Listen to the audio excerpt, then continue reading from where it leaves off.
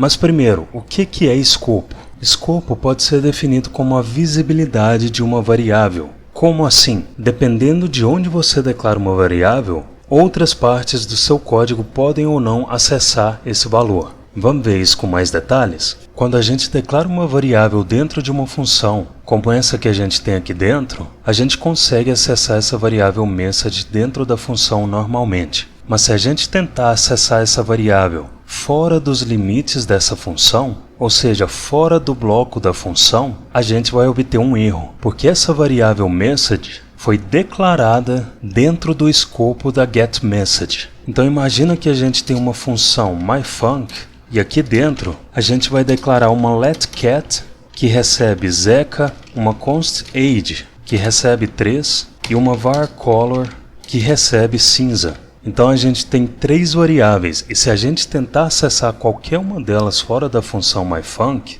se a gente declarar um console.log e passar a cat, um erro é exibido dizendo que cat is not defined.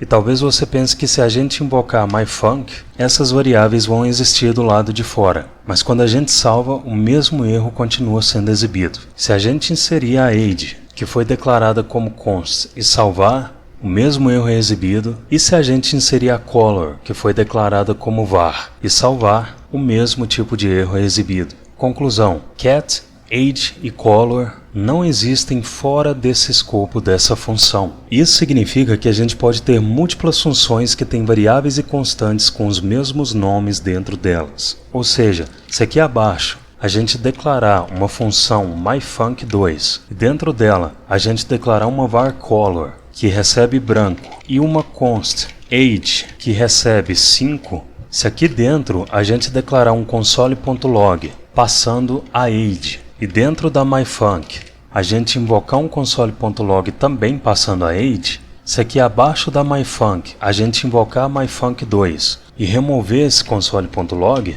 a gente obtém valores únicos no console.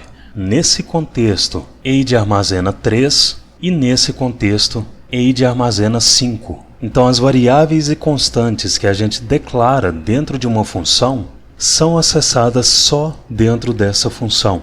E mesmo a gente invocando a função, a gente não consegue acessar e manipular essas variáveis e constantes aqui de fora do escopo, do limite da função. Outro exemplo, dessa vez a gente tem uma const dog declarada aqui em cima e a gente tem uma outra const dog dentro dessa função. Então a gente tem duas constantes com o mesmo nome. Se a gente tiver uma const greet que recebe oi e uma const greet que recebe olá, a gente obtém um erro que diz que a greet já foi declarada. Isso só acontece porque a gente declarou duas variáveis de mesmo nome no mesmo escopo. Mas é possível a gente fazer isso aqui. A gente pode ter uma variável dog fora dessa função e dentro da função a gente tem outra variável com exatamente o mesmo nome. Então qual que é a semelhança entre esse código e esse código aqui acima? A semelhança é que essas variáveis de mesmo nome estão em escopos diferentes. A gente tem, por exemplo, a age do escopo da função myfunc e a age do escopo da função myfunc2. Da mesma forma, nesse código aqui embaixo, a gente tem a dog do escopo global e a dog do escopo da função dogWatch.